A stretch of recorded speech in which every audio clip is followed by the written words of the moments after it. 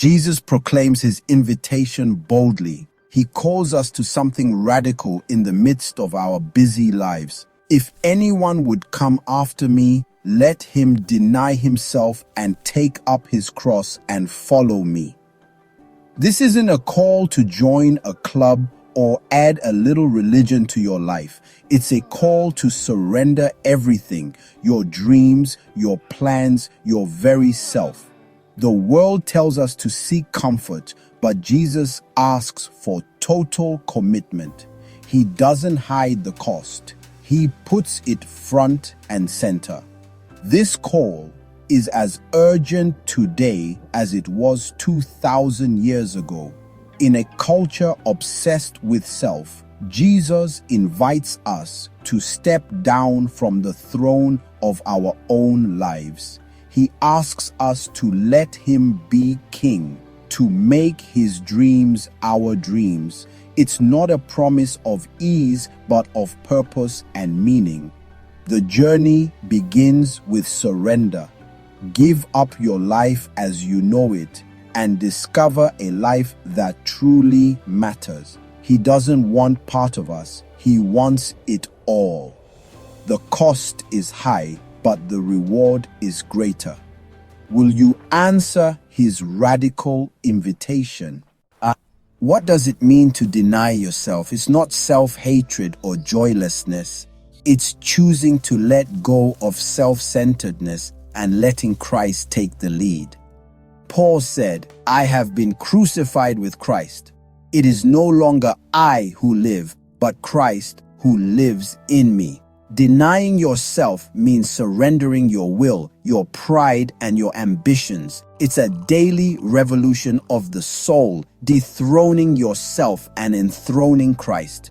Peter learned this the hard way. His self-reliance shattered when he denied Jesus, but in his brokenness, God remade him. Self-denial is freedom, letting go of our small plans for God's greater ones. It happens in small choices, choosing forgiveness over grudges, service over selfishness, prayer over distraction.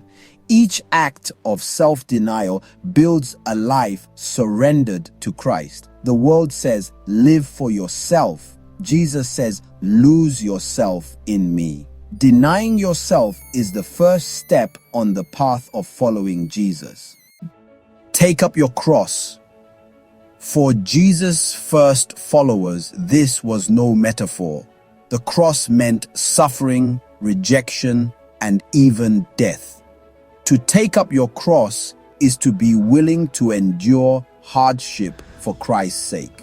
It's not about seeking pain, but about standing firm when following Jesus brings conflict.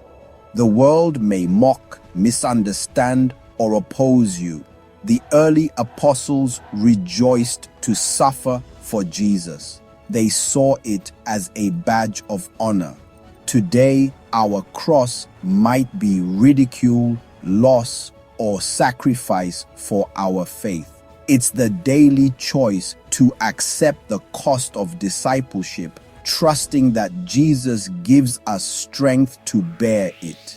The cross is where our kingdom collides with His. We don't run from it. We embrace it, knowing we share in His life. Taking up your cross is not resignation, but trust. It's the mark of a true follower. Will you carry your cross today? After denying ourselves and taking up our cross, Jesus says simply, follow me. This is a daily, ongoing relationship, not a one-time decision. Following Jesus means listening for His voice, imitating His example, and letting Him set the direction. It's about becoming more like Him, step by step. The rich young ruler wanted to add Jesus to his life, but wouldn't let go of his wealth. Following means surrendering our plans and letting Jesus lead, even when it costs us. It's a walk of faith, not a solo performance. Each day we ask, Lord, where are we going? We read His word, respond to His Spirit, and move in step with Him. It's a journey of trust and transformation. The goal isn't perfection, but closeness to Christ. Will you follow wherever he leads? That's the heart of discipleship. Jesus turns the world's logic upside down. Whoever loses his life for my sake will find it. The world urges us to save our lives, cling to comfort, reputation, and security. But Jesus warns that this path leads to losing what matters most. The rich fool built bigger barns, but lost his soul.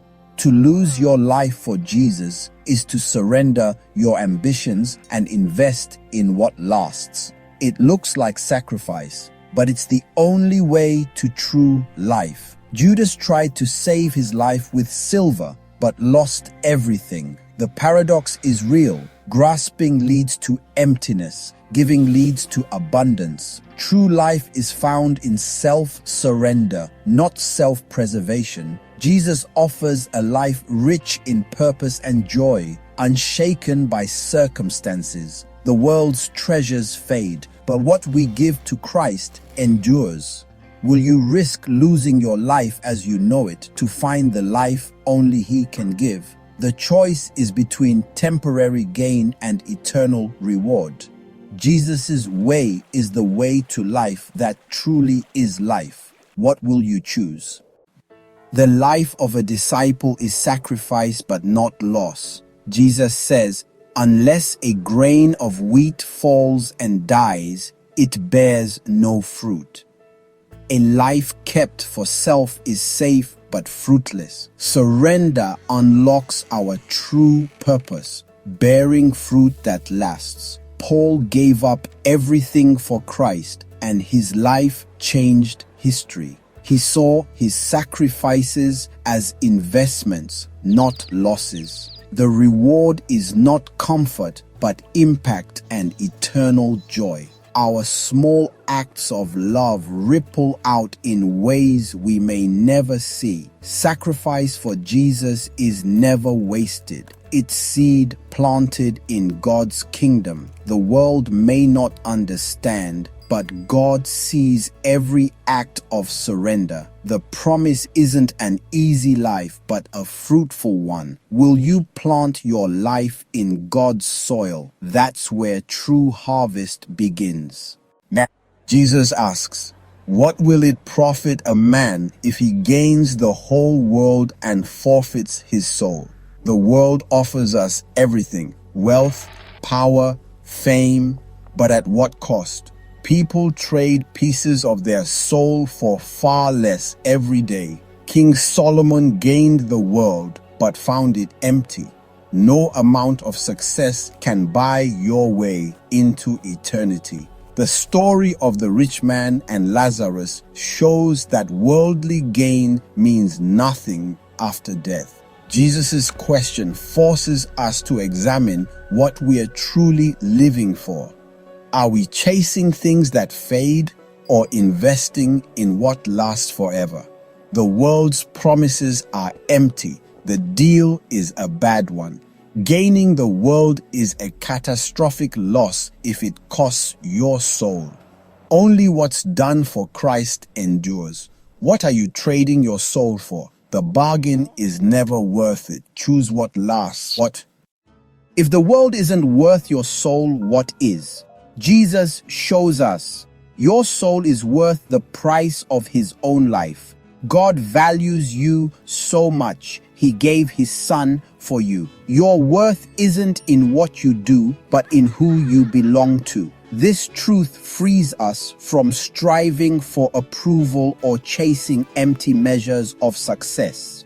The Philippian jailer discovered this when he asked, "What must I do to be saved?" In crisis, he realized his soul mattered more than anything else. The answer was simple: believe in the Lord Jesus and you will be saved. Your soul is priceless to God. He alone can save it. When you grasp your true value, everything changes. You live with confidence, purpose, and hope. The world can't give this security and it can't take it away. Will you trust the one who paid everything for you? We've traced Jesus's radical call. Deny yourself, take up your cross, follow him.